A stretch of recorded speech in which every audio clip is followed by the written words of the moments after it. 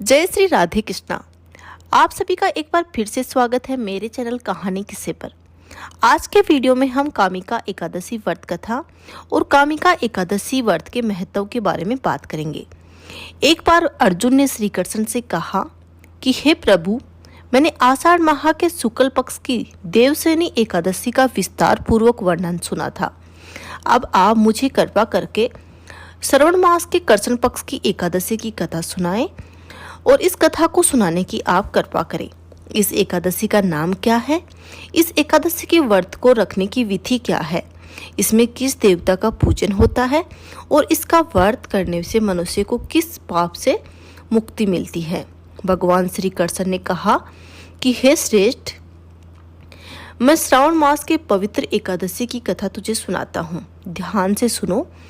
एक बार इस एकादशी की पावन कथा को भीष्म पितामह ने लोकहित के लिए नारद जी को सुनाया था। नारद जी ने कहा था कि पितामह, आज मेरी श्रावण मास के कृष्ण पक्ष की एकादशी कथा सुनने की इच्छा है, अतः आप कृपा करके एकादशी व्रत की कथा आप मुझे सुनाइए।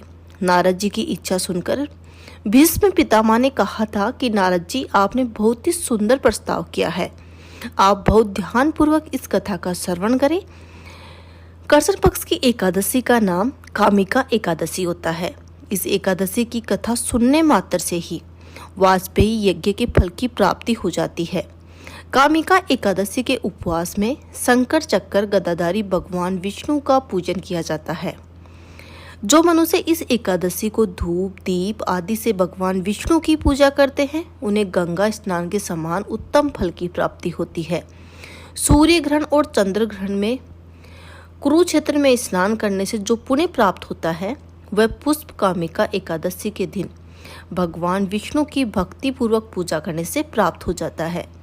संसार में भगवान की पूजा करने का सबसे ज्यादा फल, अतः भक्ति पूर्वक भगवान की पूजा ना हो सके तो जो श्रावण मास में कृष्ण पक्ष की एकादशी आती है, जिसका नाम कामिका एकादशी है, उसका उपवास करो, जिससे कि बहुत ज्यादा फल मनुष्य को प्राप्त होता है। आभूषणों से युक्त बछड़ा सहित गोदान करने से जो फल मिलता है, वह कामिका एकादशी के उपवास से मिल जाता है। संसार महासागर तथा पापों में फंसे हुए मनुष्य को इससे मुक्ति के लिए कामिका एकादशी का व्रत करना चाहिए। संसार में इससे अधिक पापों को नष्ट करने वाला और कोई भी दूसरा उपाय नहीं है। नारद जी ने स्वयं भगवान के मुख से कहा है कि मनुष्य को जो आध्यात्मिक विद्या से जो फल प्राप्त होता है, उससे अधिक कामिका एकादशी का व्रत करने से मिल जाता है। इस उपवास को करने से मनुष्य को न यमराज के दर्शन होते हैं और न ही उसे नरक के कष्ट भोगने पड़ते हैं। वह स्वर्ग का अधिकारी बन जाता है। जो मनुष्य इस दिन टूल से भक्ति पूर्वक भगवान विष्णु का पूजन करते हैं, वे इस संसार सागर में रहते हुए भी औरों से अलग होते हैं। नारद जी, मैं भगवान को अति प्रिय श्री तुलसी जी को प्रणाम करता हूँ और तुलसी जी के दर्शन मंत्र से मनुष्य के सभी पाप नष्ट हो जाते हैं और शरीर से स्पर्श मंत्र से मनुष्य पवित्र हो जाता है। जो मनुष्य तुलसी जी को भक्ति पूर्वक भगवान के चरणों में अर्पित करते हैं, उसे मुक्ति मिल जाती है। जो मनुष्य एकादशी की रात्रि को जागरण करते हैं और दीपदान करते हैं, उनके पुण्य को लिखने में चित्रगुप्त भी समर्थ होते हैं। एकादशी के दिन जो मनुष्य भगवान के सामने दीपक जलाते हैं, उनके पितर स्वर्ग लोक में अमृत का पान करते हैं। कामिका एकादशी की व्रत की कथा के अनुसार एक गांव में एक वीर क्षत्रिय रहता था।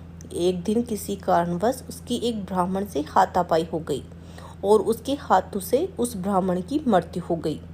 अपने हाथों द्वारा गलती से मारे गए उस ब्राह्मण की क्रिया से उस क्षत्रिय ने करनी चाहिए, परंतु पंडितों ने उसे ऐसा करने से मना कर दिया। ब्राह्मण ने बताया कि तुम पर ब्रह्म हत्या का दोष है, पहले पश्चाताप करके उस पाप से मुक्त हो, तभी हम तुम्हारे घर भजन करेंगे। इस पर क्षत्रिय ने पूछा कि इस पाप से मुक्त होने का उपाय क्या है। इस पर ब्राह्मण ने बताया कि श्रावण मास के कृष्ण पक्ष की एकादशी को भक्ति भाव से भगवान श्रीधर का व्रत और पूजन कर ब्राह्मण को भोजन करा देना और उनका आशीर्वाद प्राप्त करने से इस पाप से मुक्ति मिल जाएगी। पंडितों की बताई हुई बात को व्रत करने और एकादशी की रात को भगवान का भजन करके जागरण करवाने करवाने से उसका ब्राह्मण दोष उतर गया और उसे पाप से मुक्ति मिल गई। इस व्रत के करने से भ्रम, मिथ्या आदि के सभी पाप नष्ट हो जाते हैं और इस लोक में सुख भोग रहे प्राणी अंत में विष्णु लोक को जाते हैं। कामिका एकादशी की महात्म्य को सुनने और पढ़ने से ही मनुष्य को स्वर्ग लोक प्राप्त होता है। ये थी दोस्तों कामिका एकादशी व्रत की कथा। आशा करती हूँ कि आपको मेरा वीडियो जरूर पसंद आया होगा। अगर आपको मेरा वीडियो पसंद है तो लाइक करें, शेयर करें तथा कमेंट बॉक्स में जय हो विष्णु भगवान की जरूर लिखें। साथ ही बेल आइकन को प्रेस करना ना भूलें और चैनल को जरूर सब्सक्राइब करें। धन्यवाद।